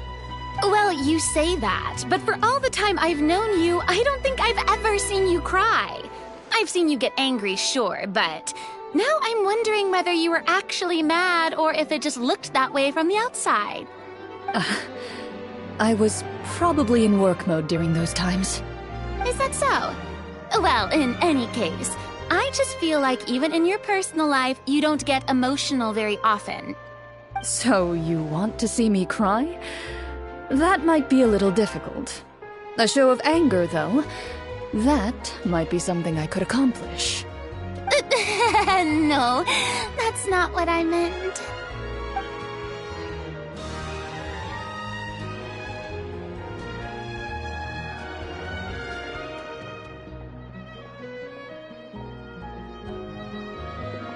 Ah, I'm back! Here, allow me to introduce you to the script manager, Mr. Florian. Pleasure to meet you all. Hello! Wait, are you a champion duelist too, Mr. Florian? Oh, no. This is just the costume provided by the club. I occasionally play a few of the roles in my scripts. That sounds like a lot of work. It's nothing. It's the least we can do to give the players a more immersive experience. Anyway, allow me to give you a brief introduction of the script. This script was adapted from the real history of the Mrajtheartist hunters. You all will play the role of hunters from a bygone era and resolve a series of events unfolding in the capital.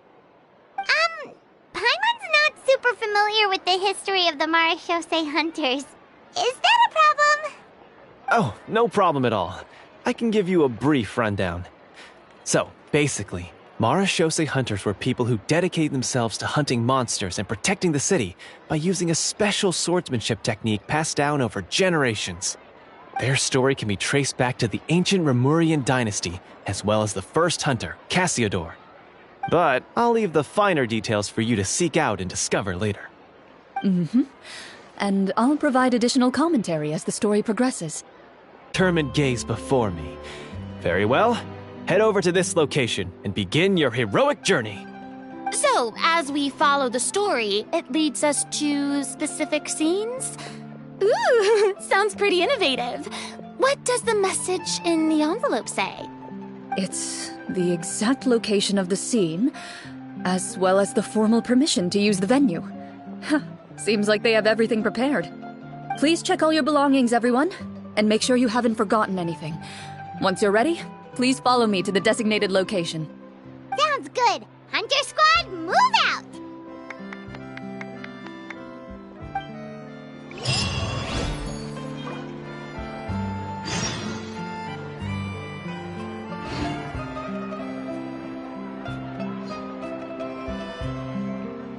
Welcome to Chiaria Boutique. For tailoring services, please make a reservation in advance.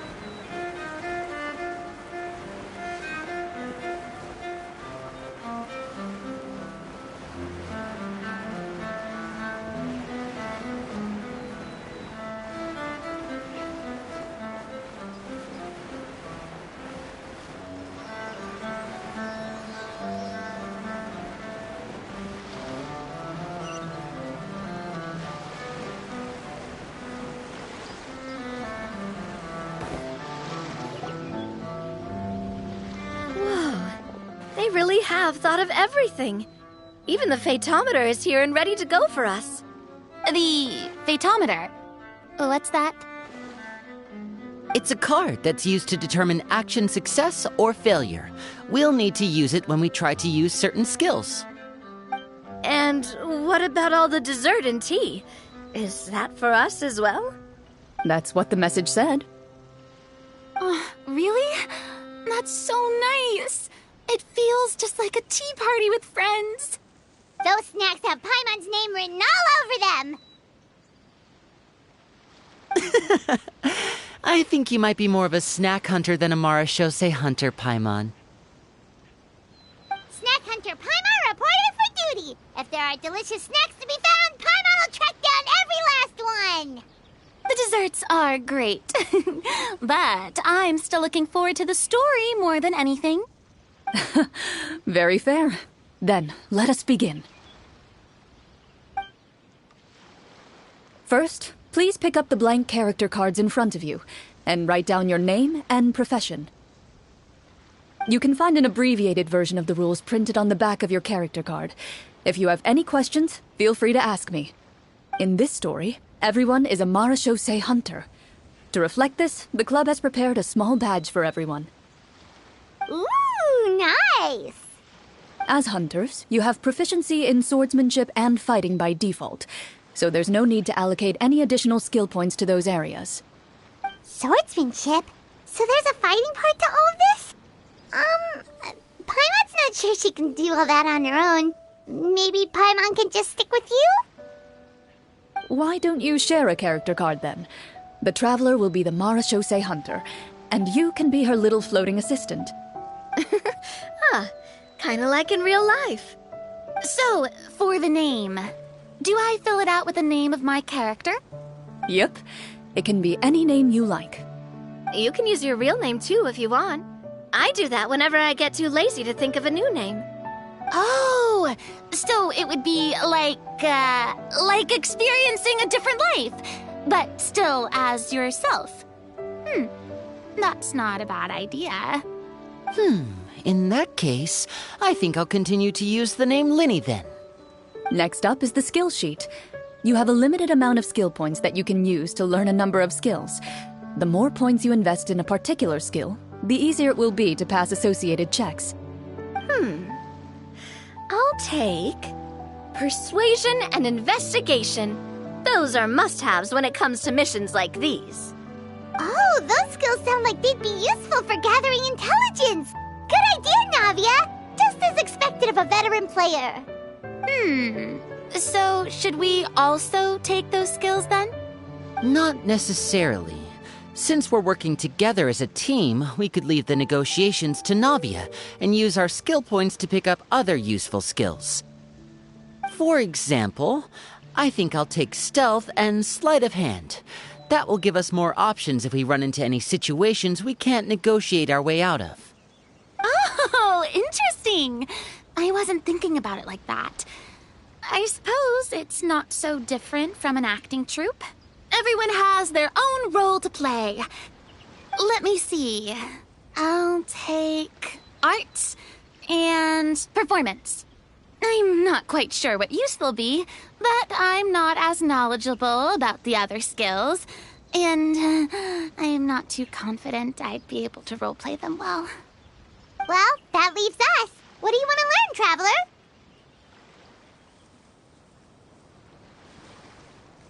Ha! Gotta say, this suits you really well. Nothing boosts morale like good food.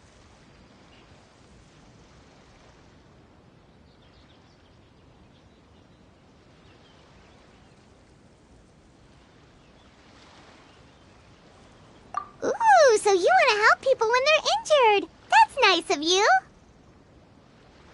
So what do you think? Are you sure you want to learn these two skills?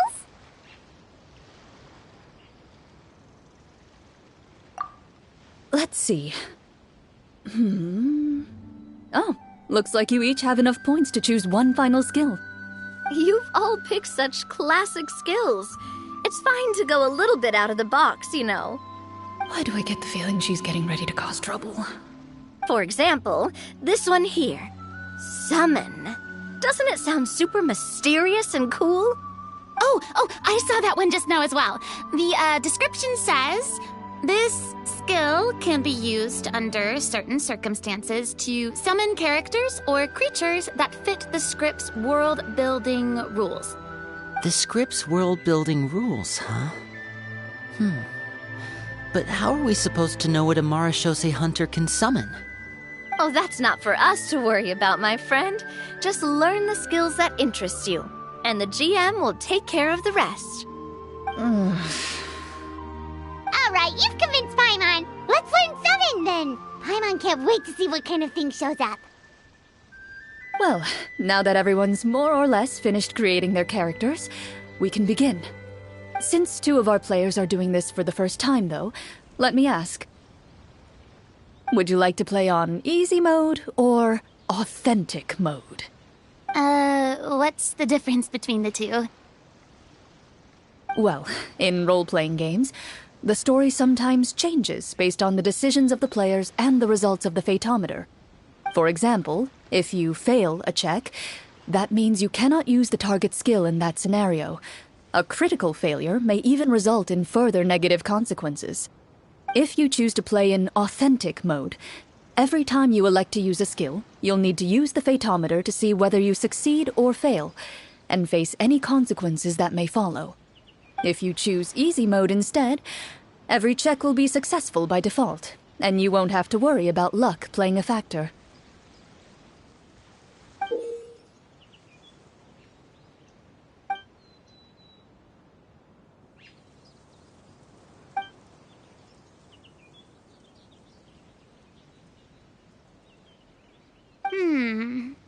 Given that I'd like to focus on the story, I suppose I should pick easy mode. I'd feel bad if I brought the team down by failing my checks. Huh? Oh, come on. Don't worry about that. RNG is the lifeblood of role-playing games. I'm going with authentic mode for sure. Exciting? I'd rather be mentally prepared for what might happen. All right, then I'll mark down Farina for easy mode. All her checks will be successful by default. As usual, Navia and Linny will play on authentic mode. What about you, dear partner? How would you like to play?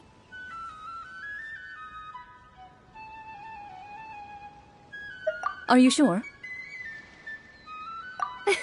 Trust me, you'll see the beauty of RNG. Honestly, I don't think Clorand would make things too difficult for us, no matter what the Fatometer says. Isn't that right, Clorand? No promises. That wasn't super reassuring. Well, anyway, enough talk. Let's get started. I want to experience at least a good chunk of the story today.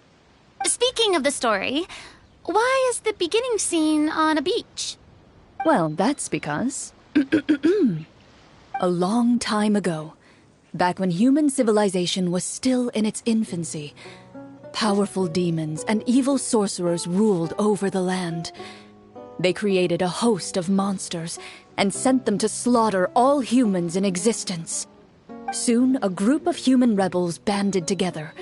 With their swords raised, they swore to brave the darkness, and in doing so, subdue each and every monster that sought their destruction. They became known as the Mrajtheartist Hunters.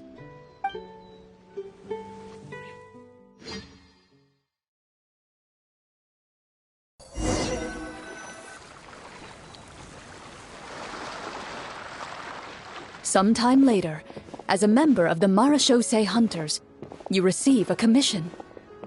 Following the address provided on the message, you take a boat and arrive at this strange city. As you inhale, you can taste the slightly salty air of the docks as you begin to survey your surroundings. There aren't many people in the vicinity, but you do take note of a few others who, like you, seem to be sizing up this place. Your eyes meet, and you realize these people are fellow Mrajtheartist hunters, likely led to this location after receiving the same commission as you. You're all Mrajtheartist hunters too, right? Allow me to introduce myself. The name's Navia, monster hunter by trade and helpful neighborhood businesswoman on the side. What say you to traveling together? We can help each other out on the road. Okay, count me in. My name is Linny. I've been wandering since I was little and picked up a few less than legal tricks along the way. I was adopted by a Mrajtheartist hunter and later chose to follow in his footsteps. Is this where you introduce your character to everyone? It sounds like they've done this dozens of times. My name is Farina, and, I grew up in a noble family. I always had a strong interest in performance and the arts. Even though I'm a Mrajtheartist hunter, what I really want is to be a performing artiste. Hey, that's really cool. You can do it, Farina. That's exactly how it's done. Paimon is Paimon, a good friend and companion to this Mrajtheartist hunter right here.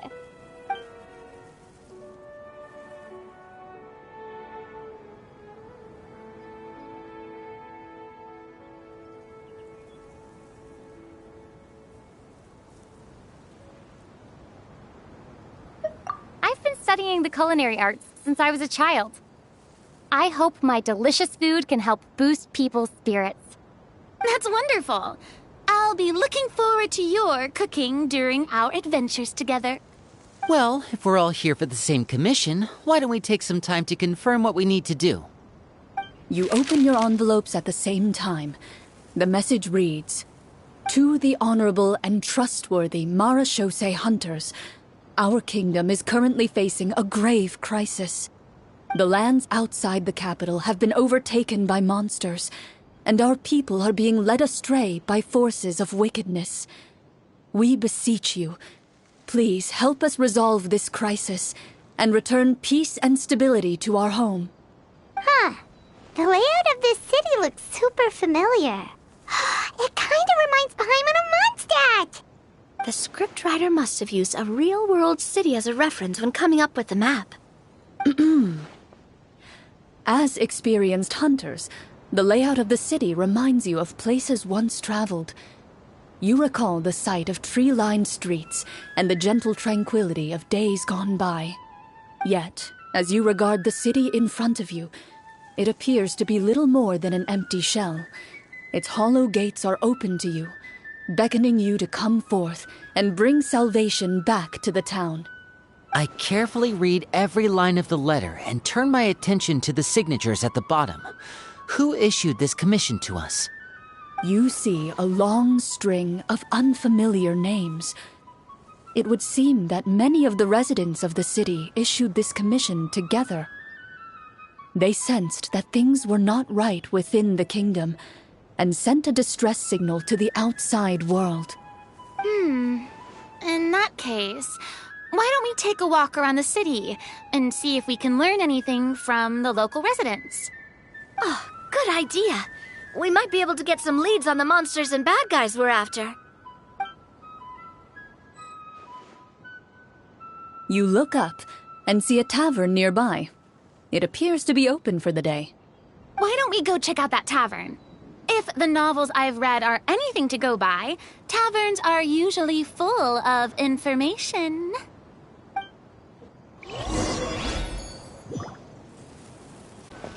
As you approach the tavern, you find a plainly dressed woman standing nearby. She appears to be rather troubled about something.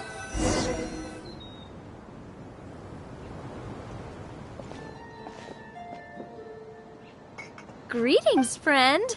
Lovely weather we're having today, don't you think? Oh, hello. I suppose you're right. The weather today is quite lovely. If only those monsters out there would stop causing trouble. It seems like every character included in the script has a certain amount of useful information to offer. If we keep asking questions, we might be able to get some good leads. Oh, come now, don't be sad. Life is all about optimism. Oh, that reminds me. What did you have for breakfast this morning? Huh?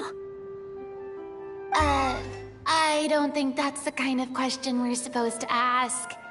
Nothing turns a frown upside down like good food. How about some macarons? I could make you some. You didn't even take cooking as one of your skill proficiencies. That's not necessary, miss. Excuse me for saying this, but you don't really look like a chef. Besides,